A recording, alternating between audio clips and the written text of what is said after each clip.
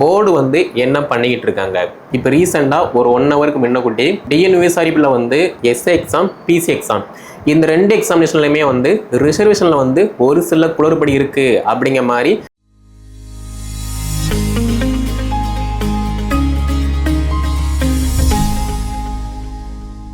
TNUSRB நடத்தக்கூடிய S A எக்ஸாமுக்கான நோட்டிஃபிகேஷனை எப்போ பப்ளிஷ் பண்ணுவாங்க. அதே மாதிரி பிசி எக்ஸாமுக்கு வந்து ஆல்ரெடி ட்ரைனிங் போயிட்டாங்க. பட் இப்போ வரையுமே பிசி எக்ஸாமுக்கான நோட்டிஃபிகேஷன் வந்து பப்ளிஷ் பண்ணலை. இதுக்கு இடையில ஏஜ் ரிலாக்ஸேஷன் வந்து கொடுப்பாங்களா இல்லையா அப்படிங்கிற மாதிரி மாணவர்கள் எல்லாருமே நம்ம சென்னையில் போய் ப்ரெஸ் மீட் எல்லாமே கொடுத்துருந்தாங்க. இதன் அடிப்படையில் நிறைய அரசியல் கட்சி தலைவர்கள் எல்லாருமே சட்டசபையில் கூட இந்த மாணவர்களுக்கு என்ன பதில் சொல்ல போகிறீங்க அப்படிங்கிற மாதிரி கொஸ்டின் எல்லாமே கேட்டிருந்தாங்க. ஓகேவா? ஸோ இது எல்லாமே ஒரு பார்ட்டு. இதுக்கு இடையில போர்டு வந்து என்ன பண்ணிக்கிட்டு இருக்காங்க. அதே மாதிரி இப்போது போர்டு மேலே கேஸ் இருக்குன்னு சொல்லி நம்ம எல்லாத்துக்குமே தெரியும். அதே மாதிரி கோர்ட்டு வந்து போர்டு கிட்ட ஒரு சில ஃபார்ம் எல்லாமே கேட்டிருந்தாங்க. இந்த ஃபார்ம் எல்லாமே நீங்கள் வந்து சப்மிட் பண்ணுங்கள் அப்படிங்கிற மாதிரி கேட்டிருந்தாங்க.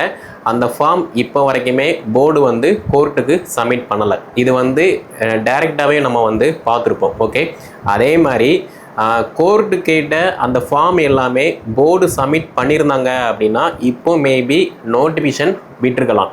அதே மாதிரி வயது தளர்வுக்குமே வந்து பார்த்தீங்க அப்படின்னா மேபி கொடுக்க வாய்ப்பு இருக்குது. ஓகேவா? ஸோ கன்ஃபார்ம் கொடுக்க வாய்ப்பு இருக்க தான் செய்யுது. ஓகே, இதுக்கு இடையில நிறையா கிரிட்டிசிஸ் வந்து போர்டு மேலே வந்து இருந்துகிட்டு இருக்கு. இப்போ ரீசெண்டாக ஒரு 1 ஹவருக்கு முன்னக்கூட்டி டிஎன்யூஎஸ்ஆர்பியில் வந்து ரிசர்வேஷனில் வந்து மிஸ்டேக் நடந்துச்சு. இதை பற்றி நான் டிஜிபிக்கு வந்து தகவல் கொடுத்தேன். இதன் அடிப்படையில் என்னுடைய ரூமில் வந்து பார்த்தீங்கன்னா ஏசி மின்கசிவினால் தீ விபத்து வந்து ஏற்பட்டிருக்கு அப்படிங்கிற மாதிரி ஏடிஜிபி வந்து பார்த்தீங்கன்னா ஒரு ரிப்போர்ட் வந்து கொடுத்துருக்காங்க. ஓகே, இது வந்து 2024 ஜூலை 29 இதுக்கு முன்னக்கூட்டியே நடந்திருக்கு. ஜூலை 29, 2024 டிஎன்யூஎஸ்ஆர்பி அந்த போர்டு பில்டிங்கில் வந்து ஏடிஜிபி கல்பனா நாயக் அந்த மேம் ரூமில் வந்து பார்த்தீங்கன்னா மின்கசிவு காரணமாக தீ விபத்து வந்து ஏற்பட்டிருக்கு. அதே மாதிரி இப்போ ரீசெண்டாக வந்து நியூஸ் பேப்பரில், அதாவது நியூஸ் 18, அதே மாதிரி ஹிந்து தமிழ் இந்த ரெண்டுலேயுமே வந்து பார்த்தோம் அப்படின்னா நான் ஆல்ரெடி டிஎன்யூஎஸ்ஆர்பி வந்து இந்த எக்ஸாம் வந்து காண்டக்ட் பண்ணாங்க. அதாவது எஸ்ஏ எக்ஸாம், பிசி எக்ஸாம் இந்த 2 எக்ஸாமினேஷன்லையுமே வந்து ரிசர்வேஷனில் வந்து ஒரு சில குளறுபடி இருக்குது அப்படிங்கிற மாதிரி நான் டிஜிபிக்கு வந்து தகவல் கொடுத்தேன் அப்படிங்கிற மாதிரி சொல்லியிருக்காங்க. இதன் அடிப்படையில் இதுக்கப்புறமா வந்து என்னோட அந்த கேபினில் வந்து ஃபயர் விபத்து வந்து ஏற்பட்டிருக்கு. இதை வந்து நீங்கள் சரியாக விசாரிக்கணும் அப்படிங்கிற மாதிரி வந்து சொல்லியிருக்காங்க. அதே மாதிரி இந்த கேஸ் அப்படின்னு பார்த்தோம் அப்படின்னா ரிசர்வேஷனில் மிஸ்டேக் பண்ணியிருக்காங்க அப்படிங்கிற மாதிரி நம்ம எல்லாருக்குமே தெரியும், ஸ்டூடெண்ட் எல்லாருக்குமே தெரியும். அதே மாதிரி எஸ்ஏ எக்ஸாம் மட்டும் கிடையாது, பிசி எக்ஸாம்லேயுமே வந்து ரிசர்வேஷனில் வந்து மிஸ்டேக் இருக்குது. பட் இருந்தாலுமே அவங்க வந்து ட்ரைனிங் போயிட்டாங்க. ஓகேவா? நெக்ஸ்ட் என்ன அப்படின்னா நமக்கு இருக்கக்கூடிய கொஸ்டின், எஸ்ஏ எக்ஸாம் நோட்டிஃபிகேஷன் எப்போ, அதே மாதிரி பிசி எக்ஸாம் நோட்டிஃபிகேஷன் எப்போ, இந்த ரெண்டுமே வந்து இருக்குது.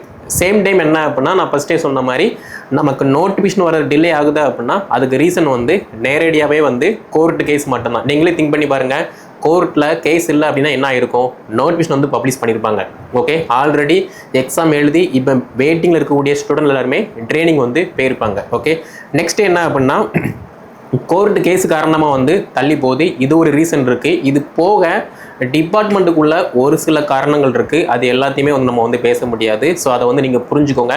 அப்படி இருக்கும்போது போர்டில் இருக்கக்கூடிய ஏடிஜிபி மேம் வந்து கம்ப்ளைண்ட் பண்ணுறாங்க அப்படின்னா ரிசர்வேஷனில் வந்து கண்டிப்பாக மிஸ்டேக் நடந்திருக்கு. ஓகேவா? இதனால் மட்டும்தான் இப்போ வரைக்குமே வந்து கோர்ட்டு கேட்ட அந்த ஃபார்மை வந்து போர்டு வந்து கொடுக்க முடியலை. ஓகே, கிட்டத்தட்ட ஒரு 5 or 6 month ஆக போகுது.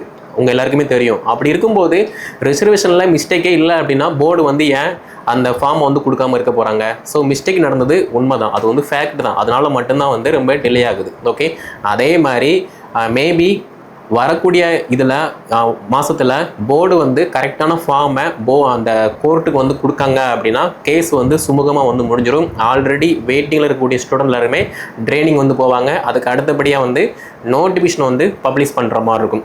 இதுக்கு இடையில வந்து என்ன அப்படின்னா இந்த எஸ்ஐ ஃபிங்கர் பிரிண்ட் அதே மாதிரி டெக்னிக்கல் எஸ்ஐ வருமா அப்படிங்கிற மாதிரியுமே வந்து ஒரு சில ஸ்டூடெண்ட் வந்து கேட்டுட்ருக்கீங்க. எஸ்ஐ ஃபிங்கர் பிரிண்ட்டை பொறுத்த மட்டும் நம்ம ப்ரீவியஸ் இயரில் வரக்கூடியதாக இருந்த நோட்டிஃபிகேஷன் வந்து பார்த்தீங்க அப்படின்னா வரலை. அதே மாதிரி அப்போ இருந்த எஸ்ஐ எல்லாருமே வந்து பார்த்தீங்கன்னா இப்போ எஸ்ஐ ஃபிங்கர் பிரிண்ட்டுக்கு வந்து இன்ஸ்பெக்டரை வந்து ப்ரொமோஷனை வந்து போயிட்டாங்க. அப்படி இருக்கும்போது எஸ்ஐ ஃபிங்கர் பிரிண்ட்டுமே வேகன்சி வந்து இருக்க தான் செய்யுது. பட் இந்த கவர்மெண்ட் வந்து என்ன பண்ண போகிறாங்க அப்படிங்கிற மாதிரி தெரியல. அதே மாதிரி டெக்னிக்கல் எஸ்ஐயுமே வந்து பார்த்தீங்க அப்படின்னா வேகன்சி வந்து இருக்க தான் செய்யுது. So finger print, technical, taluk இந்த மாதிரி எல்லாத்துக்குமே வந்து வேகன்சி வந்து அவைலபிளாக இருக்குது. ஸோ இந்த கவர்மெண்ட் நினச்சாங்க அப்படின்னா இந்த மூணுக்குமே வந்து நோட்டிஃபிகேஷன் வந்து பப்ளிஷ் பண்ணலாம். ஆனால் இவங்க வந்து பண்ணலை. அதே மாதிரி இப்போ வந்து பட்ஜெட் வரும்போது அதனால் வந்து அந்த பட்ஜெட்டை பார்த்துட்டு இது பண்ணுவாங்க அப்படிங்கிற மாதிரி இருக்குது. அப்படி இருந்தாலுமே வந்து பார்த்திங்க அப்படின்னா நோட்டிஃபிகேஷன் பட்ஜெட்டு ரெண்டுக்குமே வந்து ஒரு சில மேட்ச் ஆனால் கூட பட் ஸ்டூடெண்ட் வந்து பாதிக்கப்படுத்தாங்க. அதன் அடிப்படையில் இந்த கவர்மெண்ட் வந்து நோட்டிஃபிகேஷன் வந்து பப்ளிஷ் பண்ணலாம். ஸோ பட்ஜெட்டுக்கு முன்னாடி ஒரு நோட்டிஃபிகேஷன் வந்து பப்ளிஷ் பண்ணலாம். அதே மாதிரி பட்ஜெட் விட்டதுக்கு அப்புறமா கூட ஒரு நோட்டிஃபிகேஷன் வந்து பப்ளிஷ் பண்ணுற மாதிரி ஒரு பிளான் வந்து போடலாம். அதே மாதிரி இந்த போர்டு அப்படின்னு எடுத்துக்கிட்டோம் அப்படின்னா டிஎன்பிசியாக இருக்கட்டும், டிஆர்பியாக இருக்கட்டும், அதே மாதிரி நம்ம டிஎன்யூஎஸ்ஆர்பியாக இருக்கட்டும், இந்த போர்டு எல்லாமே கவர்மெண்ட்டுக்குள்ள தான் இருந்துகிட்டு இருக்கு. அப்படி இருக்கும்போது சிஎம் என்ன சொல்கிறாங்களோ அதை தான் வந்து ஃபாலோ பண்ணுற மாதிரி இருக்குமே தவிர போர்டு வந்து தன்னிச்சையாக வந்து முடிவெடுக்க முடியாது. இப்போ நீங்களே வந்து கேட்டிருப்பீங்க, சார் வந்து எனக்கு வயது வரம்பு வந்து கொடுங்க அப்படிங்கிற மாதிரி நம்ம போர்டுக்கு கால் பண்ணி கேட்டோம் அப்படின்னா கவர்மெண்ட்டு சொன்னாங்க அப்படின்னா நாங்கள் வந்து கண்டிப்பாக வயது தளர்வு வந்து கொடுக்கும் அப்படிங்கிற மாதிரி தான் சொல்லுவாங்க. ஃபார் எக்ஸாம்பிள் இப்போ நம்ம ஆஃபீஸில் வந்து நான் ஒரு கண்டென்ட் கொடுக்கேன் அப்படின்னா அதை வந்து எடிட்டரு மற்ற ஸ்டாஃப் வந்து ஃபாலோ பண்ணுற மாதிரி இருக்கும். நான் எதுவுமே கொடுக்கல அப்படின்னா அவங்க என்ன பண்ணுவாங்க, அவங்க எதுவுமே பண்ண மாட்டாங்க. அதே மாதிரி தான் போர்டில் ஒர்க் பண்ணுறாங்க அப்படின்னா கவர்மெண்ட் என்ன ஆர்டர் இஷ்யூ பண்ணாங்களோ அதை ஃபாலோ பண்ணுற மாதிரி தான் இருக்கும். அப்படி இருக்கும்போது இப்போ சிஎம் நினச்சாங்க அப்படின்னா இன்றைக்கி நைட்டு எஸ்ஏ எக்ஸாமுக்கான நோட்டிஃபிகேஷன் பப்ளிஷ் பண்ணுங்க அப்படின்னா அதுக்கு தகுந்த மாதிரி எல்லாமே ஃபாலோ பண்ணுற மாதிரி இருக்கும். அதே மாதிரி ஏஜ் ரிலாக்ஸேஷனை பொறுத்த மட்டும் சிஎம் கையில் மட்டும்தான் இருக்குது, போர்டு கையில் எதுவுமே கிடையாது. ஸோ சிஎம் நினச்சா மட்டும்தான் 2 வருஷமோ 3 வருஷமோ வந்து ஏஜ் ரிலாக்ஸேஷன் வந்து கொடுங்க அப்படிங்கிற மாதிரி வந்து சொல்லலாம். அதை போர்டு வந்து ஃபாலோ பண்ணுவாங்க. ஓகே, ஸோ அதே மாதிரி நான் ஃபஸ்ட்டே சொல்லிட்டேன், finger print SI, technical SI vacancy வந்து அவைலபிளாக இருக்குது. படிக்கிறவங்க படிங்க, மற்றபடி எந்த நோட்டிஃபிகேஷனை பொறுத்த மட்டும் வந்து டிலே ஆகலாம். ஓகே, ஸோ நெக்ஸ்ட்டு இப்போ போர்டு அதே மாதிரி கவர்மெண்ட்டு, நெக்ஸ்ட் என்ன அப்படின்னா போர்டு அதே மாதிரி கோர்ட்டு, இந்த நாளுக்குமே வந்து பார்த்தீங்க அப்படின்னா ரொம்ப சிமிலியராக வந்து ஒரு ப்ராப்ளம் வந்து இருக்க தான் செய்யும். ஃபார் எக்ஸாம்பிள் கோர்ட் என்ன கேட்பாங்க, நான் கேட்ட ஃபார்ம் எங்கே அப்படிங்கிற மாதிரி கேட்பாங்க. அதே மாதிரி போர்டு வந்து கவர்மெண்ட் என்ன கேட்கும், சார் இந்த மாதிரி கோர்ட்டு வந்து இப்படி கேட்டிருக்காங்க, நாங்கள் என்ன பண்ண, அதே மாதிரி ஸ்டூடெண்ட் வந்து டெய்லியுமே வந்து என்கொயரி பண்ணுறாங்க, அதுக்கு நாங்கள் என்ன ரெஸ்பான்ஸ் பண்ண அப்படிங்கிற மாதிரி போர்டுமே வந்து முடிச்சுக்கிட்டு இருப்பாங்க. பட் இங்கே முழிக்க போகிறது எல்லாமே வந்து பார்த்திங்க அப்படின்னா போர்டு மட்டும்தான். ஓகே, ஏன்னா போர்டு தான் ரெஸ்பான்ஸ் பண்ணணும், ஸ்டூடெண்ட்டுக்கும் போர்டு தான் ரெஸ்பான்ஸ் பண்ணணும், கோர்ட்டுக்குமே வந்து போர்டு தான் ரெஸ்பான்ஸ் பண்ணணும். அப்படி இருக்கும்போது இது வந்து என்ன பண்ண போகிறாங்க அப்படிங்கிற மாதிரி வந்து தெரியல. சேம் டைம் ஏஜ் ரிலாக்ஸேஷனை பொறுத்த மட்டும் நம்ம ஃபஸ்ட்டே பார்த்த மாதிரி எல்லா அரசியல் தலைவர்களுமே வந்து மாணவர்களுக்கு வந்து சப்போர்ட் பண்ணி நல்லாவே வந்து சப்போர்ட் பண்ணியிருக்காங்க. அதன் அடிப்படையில் வயது தளர்வு கொடுக்க கண்டிப்பாக வாய்ப்பு இருக்குது. ஓகே, ஸோ நிறைய மாணவர்கள் வந்து இதுக்கு தான் பயந்துட்டு இருக்கீங்க. ஸோ பயப்படாமல் படிக்க ஸ்டார்ட் பண்ணுங்கள். ஏன்னா வரக்கூடிய எஸ்ஐ எக்ஸாம், பிசி எக்ஸாம், இந்த 2 எக்ஸாமுக்குமே வந்து மாணவ மாணவிகள் அவ்வளவு போட்டி போட்டு படிச்சுட்டு இருக்காங்க. அதே மாதிரி போட்டி வந்து மிக அதிகமாக தான் இருக்கும், கட் ஆஃபுமே வந்து ரொம்ப அதிகமாக தான் இருக்கும். நீங்கள் நல்லா படிக்கிங்க, ஃபிசிக்கலில் நான் இப்போவே நல்லா ஃபிட்டாக இருக்கேன் அப்படின்னா ஈஸியாக எந்த விதமான ஸ்ட்ரகிளுமே இல்லாமல் போஸ்டிங் வந்து போயிடலாம். அதை விட்டுட்டு நான் இன்னும் படிக்க ஸ்டார்ட் பண்ணல அப்படின்னா ஒன்றுமே பண்ண முடியாது. ஸோ படித்தா மட்டும்தான் பாஸ் பண்ண முடியும். Okay, so SA exam, PC exam ரெண்டுமே வந்து எப்போ வேணால் கால்பர் பண்ணலாம். அந்த மாதிரி தான் சிச்சுவேஷன் வந்து இப்போ இருந்துக்கிட்டு இருக்குது. ஸோ படிக்கக்கூடிய மாணவர்கள் வந்து தாராளமாக படிக்க ஸ்டார்ட் பண்ணுங்கள், படித்தா மட்டும்தான் வேலை. அதே மாதிரி போர்டு பண்ண பெரிய மிஸ்டேக் என்ன அப்படின்னா இப்போ ப்ரொவிஷனல் லிஸ்ட்டு வந்து விட்டுட்டாங்க, அதுக்கப்புறமா இல்லை இது வந்து தப்பு, இதுக்கப்புறமா நாங்கள் இன்னொரு லிஸ்ட்டு விடுதோம் அப்படிங்கிற மாதிரி அதில் தான் வந்து ரொம்ப மிஸ்டேக் பண்ணிட்டாங்க. ஸோ இது போர்டில் வந்து எப்போதுமே வந்து நடந்து கிடையாது. ஸோ அதாவது 2024 தான் இந்த மாதிரி நடந்து போச்சு. ஓகேவா, கோர்ட்டுமே வந்து நான் கேட்ட ஃபார்மை வந்து நீங்கள் கொடுங்க, அப்படி கொடுத்துட்டீங்க அப்படின்னா அதில் நாங்கள் ஒரு சில ரெகுலேஷன் போடுறோம், அதை நீங்கள் ஃபாலோ பண்ணுங்கள் அப்படிங்கிற மாதிரி தான் வந்து சொல்ல போகிறாங்க. இதில் வந்து தலையை வெட்டி சாதிக்க போகிறதுலாம் ஒன்றும் கிடையாது. ஓகேவா, ஒரு தப்பு நடந்து போச்சு, அந்த தப்பை அப்செட் பண்ணிவிட்டு இனி வரக்கூடிய நோட்டிஃபிகேஷனில் எக்ஸாமில் வந்து இந்த தப்பு நடக்காமல் பார்த்துக்கிறோம் அப்படிங்கிற மாதிரி ஒரு அப்பாலஜிஸ் கொடுத்துட்டோம் அப்படின்னா ஒன்றுமே இல்லை. அதை விட்டுட்டு கோர்ட்டுக்கு இருக்கிற ஃபார்மை வந்து இழுத்தடிக்கும் போது இந்த கேஸ் வந்து ரொம்ப லாங் டர்மாக போகிற மாதிரி இருக்கும். அதே மாதிரி இப்போ ஜட்ஜு வேற வந்து பார்த்தீங்க அப்படின்னா மாறிட்டாங்க. ஸோ இந்த ஜட்ஜு கையில் போகும்போது அந்த அரசு, கவர்மெண்ட் அரசு ஈஸியாக இந்த கேஸை முடிச்சிட்டாங்க அப்படின்னா நோட்டிஃபிகேஷன் கம்பல்சரி வந்து வர வாய்ப்பு இருக்குது. அதே மாதிரி படிக்கக்கூடிய மாணவர்கள் படித்தா மட்டும்தான் வேலை, படிக்கவே இல்லை அப்படின்னா ஒன்றுமே பண்ண முடியாது. உங்களோட ப்ளஸ் என்ன மைனஸ் என்ன அப்படிங்கிற மாதிரி உங்கள் எல்லாருக்குமே தெரியும். அப்படி இருக்கும்போது நீங்கள் ஸ்டடியில் வீக்காக இருந்தீங்க அப்படின்னா ஸ்டடியில் இன்னும் ஸ்ட்ராங்காக இருங்க. நீங்கள் ஃபிசிக்கலில் வீக்காக இருக்கீங்க அப்படின்னா அதில் வந்து இன்னும் ஸ்ட்ராங்காக இருங்க. அதை விட்டுட்டு நான் எக்ஸாமில் பாஸ் பண்ணால் மட்டும்தான் ஃபிசிக்கல் பண்ணுவேன் அப்படிங்கிற மாதிரி வந்து டிலே பண்ணாதீங்க. ஏன்னா எனக்கு தெரிஞ்சு நம்ம அகாடமி ஸ்டூடெண்ட்டு, மற்ற அகாடமி ஒரு சில ஸ்டூடெண்ட் எல்லாருமே வந்து பார்த்திங்கன்னா படிக்கவும் செய்கிறாங்க, ஃபிசிக்கலும் பண்ணுறாங்க. அப்படி இருக்கும்போது யாரெல்லாம் படித்து இப்போ இருந்தே அட்வான்ஸாக இருக்காங்களோ அவங்க எல்லாருமே பாஸ் பண்ணி வேலைக்கு போயிடுவாங்க. அதை விட்டுட்டு நான் எக்ஸாம் வந்தப்பறம் தான் படிப்பேன், எக்ஸாமில் பாஸ் பண்ணதுக்கப்புறமா தான் ஃபிசிக்கல் பண்ணுவேன் அப்படின்னா ஒன்றுமே பண்ண முடியாது. ஏன்னா அந்த டைமில் நமக்கு ஏதாவது ஒரு ஃபீவரோ கோல்டோ வேறு ஏதாவது வரக்கூடிய வாய்ப்பு இருக்கும். அப்படி இருக்கும்போது பாசிட்டிவாக திங்க் பண்ணி நீங்கள் இப்போ இருந்தே படிச்சிங்க அப்படின்னா ஈஸியாக எஸ்ஐயாவோ ஒரு பிசியாவோ போஸ்டிங் வந்து போயிடலாம். ஸோ இதுக்கான டீட்டெயில் வந்து இவ்வளவு தான். ஆல்ரெடி ரிசர்வேஷனில் மிஸ்டேக் நடந்திருக்கு, அது வந்து கன்ஃபார்ம் தான், அதில் வந்து எந்த விதமான மாற்று கருத்துமே கிடையாது. அதே மாதிரி ஏஜ் ரிலாக்ஸேஷனை பொறுத்த மட்டும் கண்டிப்பாக கொடுக்க வாய்ப்பு இருக்குது. ஸோ அந்த பார்டரில் உள்ள மாணவ மாணவிகள் அடுத்து என்ன பண்ணணும் அப்படிங்கிற மாதிரி படிக்க ஸ்டார்ட் பண்ணுங்கள். சேம் டைம் P6 எக்ஸாமுக்கான நோட்டிஃபிகேஷனுமே வந்து பார்த்தீங்க அப்படின்னா கூடிய விரைவில் வரக்கூடிய வாய்ப்பு இருக்குது. நீங்களுமே வந்து படிக்க ஸ்டார்ட் பண்ணுங்கள். So finger print SI, technical SI, taluk SI, PC இந்த 4 நோட்டிஃபிகேஷனுமே வந்து பார்த்தீங்க அப்படின்னா அடுத்தடுத்த ப்ராசஸ் வந்து மூவ் பண்ணுற மாதிரி இருக்கும். எப்போ வேணால் என்ன வேணால் நடக்கலாம்.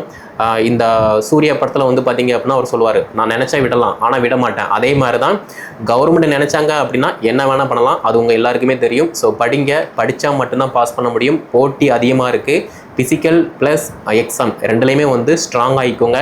உங்களோட மைனஸ் ப்ளஸ் ரெண்டையுமே ரியலைஸ் பண்ணி எது ப்ளஸ்ஸோ அதை நல்லா இன்னும் ப்ளஸ் ஆக்கிக்கோங்க, எது மைனஸோ அதை நீங்கள் ப்ளஸ் ஆகிக்கோங்க. இதில் உங்களுக்கு வேறு ஏதாவது சந்தேகம் இருந்துச்சு அப்படின்னா கீழே கமெண்டில் வந்து லீவ் பண்ணுங்கள். அதே மாதிரி நான் சொன்ன மாதிரி அந்த டிஎன்யூஎஸ்ஆர்பி போர்டில் வந்து பார்த்தீங்க அப்படின்னா ஏடிஜிபி கல்பனா நாயக் மேம் அவர்கள் வந்து பார்த்தீங்கன்னா ஆல்ரெடி ரிசர்வேஷனில் வந்து மிஸ்டேக் நடந்திருக்கு அப்படிங்கிற மாதிரி ஏடிஜிபிட்ட வந்து கம்ப்ளைண்ட் பண்ணியிருக்காங்க. பட் இதுக்கு அப்புறமா வந்து பார்த்தீங்க அப்படின்னா இப்போ கல்பனா நாயக் மேம் அவர்கள் வந்து பார்த்தீங்கன்னா சிலை தடுப்பு பிரிவில் ஏடிஜிபியாக வந்து இருக்காங்க. ஆனால் டிஎன்யூஎஸ்ஆர்பி வெப்சைட்டில் வந்து பார்த்தீங்க அப்படின்னா ஏடிஜிபி கல்பனா நாயக் மட்டும்தான் இருக்குது. அதுக்கு கீழே வந்து ராஜகுமாரி மேம் அவர்கள் பேர் வந்து இருக்குது. ஆனால் கல்பனா நாயக் மேம் அவர்கள் வந்து பார்த்தீங்கன்னா போர்டுக்கு வந்து ஏடிஜிபி கிடையாது. அவங்க சிலை கடத்தல் தடுப்பு பிரிவுக்கு வந்து ஏடிஜிபியாக வந்து மாற்றிட்டாங்க. ஓகேவா? ஸோ இது வந்து சொல்லணும்னு தோணிச்சு, சொல்லிட்டேன். வேறு ஏதாவது இன்ஃபர்மேஷன் வேணும் அப்படின்னா கீழே கமெண்டில் வந்து லீவ் பண்ணுங்கள். அதே மாதிரி வேறு ஏதாவது அப்டேட் இருந்தால் கூட நான் வந்து அப்டேட் பண்ணுறேன். இந்த வீடியோ தொகுப்பை SI exam, PC exam preparation பண்ணக்கூடிய மாணவ மாணவிகள் எதுவுமே ஷேர் பண்ணுங்கள். ஏன்னா அவங்களும் படித்து பயன்பெறட்டும். நிறைய ஸ்டூடெண்ட் வந்து படிக்காமல் இருந்துட்டு இருக்காங்க. ஸோ படித்தா மட்டும்தான் பாஸ் பண்ண முடியும். அதன் அடிப்படையில் இந்த வீடியோ தொகுப்பை SI and PC exam preparation பண்ணக்கூடிய மாணவ மாணவிகள் எதுவுமே ஷேர் பண்ணுங்கள். சேம் டைம் உங்களுடைய தகுதியை நீங்கள் வளர்த்துக்கோங்க. தகுதி இருந்தால் மட்டும்தான் ஈஸியாக வந்து வேலைக்கு போக முடியும். ஸோ ஃபிசிக்கல் அண்ட் எக்ஸாம் ரெண்டுலேயுமே வந்து நீங்கள் நல்லா குவாலிஃபைடாக ஸ்ட்ராங்காக இருக்குங்க. இது ஏன் நான் ரிப்பீட்டடாக சொல்கிறேன் அப்படின்னா ஒவ்வொரு எக்ஸாமுக்குமே ஒவ்வொரு வருஷமும் வந்து காம்படிஷன் வந்து அவ்வளோ ஹெவியாகிட்டு இருக்கு. அப்படி இருக்கும்போது அசால்ட்டாக ரொம்ப கேர்லெஸ்ஸாக அப்புறமா பார்த்துக்கலாம் அப்படிங்கிற மாதிரி இருந்தோம் அப்படின்னா ஒன்றுமே பண்ண முடியாது. ஸோ படித்தா மட்டும்தான் வேலை.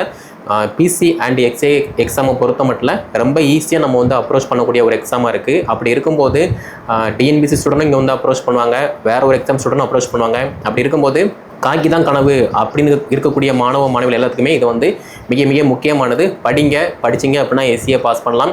எந்த விதமான ஒரு குளறுபடியும் வேண்டாம். நீங்கள் படிச்சிங்க அப்படின்னா ஈஸியாக பாஸ் பண்ணலாம். ஓகே, ஸோ நம்முடைய சேனல் நீங்கள் சப்ஸ்கிரைப் பண்ணல அப்படின்னா சப்ஸ்கிரைப் பண்ணிக்கோங்க. நன்றி, வணக்கம்.